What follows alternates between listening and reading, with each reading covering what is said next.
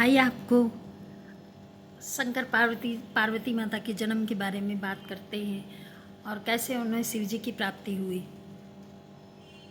शिव जी को उन्होंने कैसे प्रसन्न किया।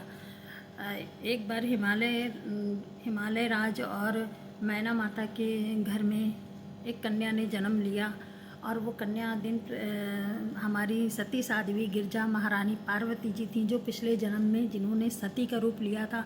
अब इस जन्म में उन्होंने पिछली बार उन्होंने राजा दक्ष के यहाँ जन्म लिया था। अब इस बार उन्होंने भगवान के आदेश से ही पर्वतराज हिमालय और मैना माता के घर में उनके जन्म लिया है। महामाया जगदम्बा जगत जननी हमारी गौरा पार्वती जी ने जन्म लिया है।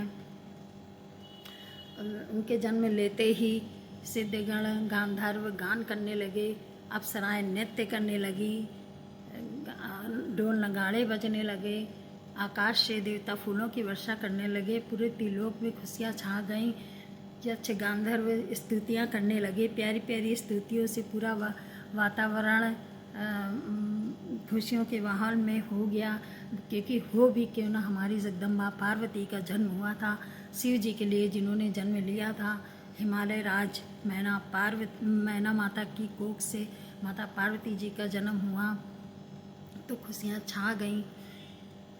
स्तुतियों से सारा वातावरण मंगलमय हो गया। अब वो प्रतिदिन हिमालय राज के घर में बड़ी होने लगी। अपनी माता पिता का सुख उठाते हुए वे 8 साल की हो गई। उस समय, ठीक उसी समय हिमालय पर्वत पर भगवान शंकर कंदर्प गुफा में एकांत में महातपस्या में लीन थे। उनके साथ उनके पार्षद वीरभद्र, नंदी, भृंगी, सारे पार्षद उनको घेरे रहते थे और वहीं पर शीतल गंगा की छाँव में वे हिमालय पर्वत पे तपस्या कर रहे थे और हंसते मुस्कुराते उनके यक्षगण गांधर्वगण उनकी रक्षा करते थे, उनके आसपास रहते थे।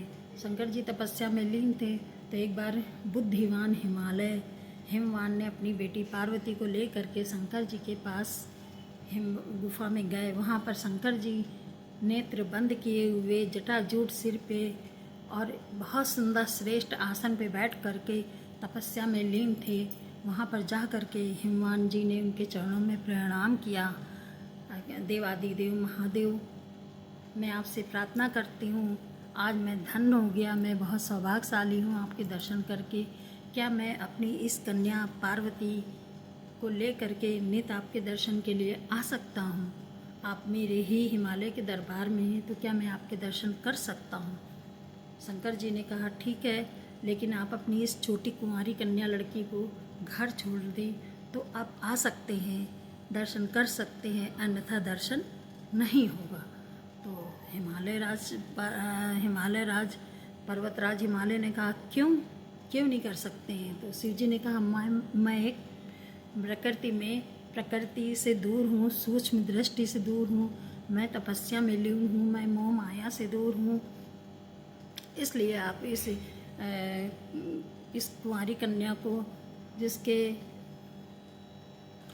पतले अंग हैं, कोमलता है, मासूम चेहरा है और इसके कटी भाग को देखते हुए मैं इसकी मधु भाषता वाणी को सुन करके मैं इसे यहाँ लाने की इजाज़त लाने के लिए नहीं कह सकता। अगर आप अकेले आएंगे तो आ सकते हैं, अन्यथा आप यहाँ पर इस लड़की को, कुंवारी कन्या को कभी भी मेरे समीप लेकर मत आइएगा। तो यह सुन करके शंकर जी की बात सुन करके हिमालय राज ये सब आज सुन करके हिमालय राज आश्चर्य में पड़ गए। तब पार्वती जी बोली, मैं क्यों नहीं आ सकती? आप अपनी तपस्या में लीन हैं, इसलिए आप में इतनी तप शक्ति है, आप इतने महान हैं, तब आप ऐसी बात कर रहे हैं। क्यों ऐसी बात कर रहे हैं? आप अपनी तपस्या आप अपनी शक्ति से कर रहे हैं, फिर भी आप तो, क्या है प्रकृति आपकी, क्या है प्रकृति?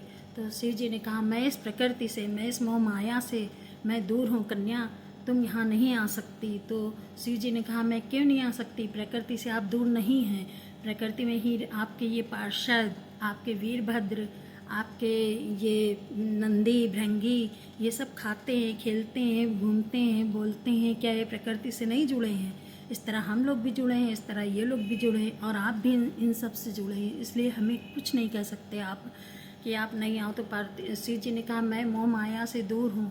तो कहते मेरा आपसे वाद विवाद का कोई भी प्रयोजन नहीं है शिव जी, कोई भी प्रयोजन नहीं है शिव जी। तब गौरा पार्वती जी ने कहा आप अपनी तपस्या में लीन रहिए महादेव, आपकी तपस्या में कोई विघ्न नहीं आएगा।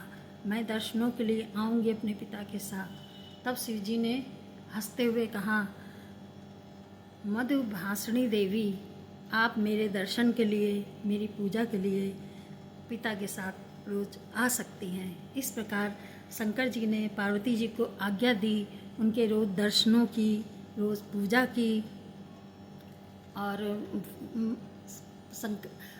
हिमराज हिमालय की पुत्री पार्वती अपने पिता के साथ रोज दर्शनों के लिए आती गई, पूजा करती गई। समय व्यतीत होने लगा। अब देवता लोग सोच में पड़ गए कि शिव जी तो मोह माया से दूर है, काम क्रोध लोभ से दूर है, कैसे क्या होगा, शिव जी कैसे पार्वती माता का पाणी ग्रहण करेंगे।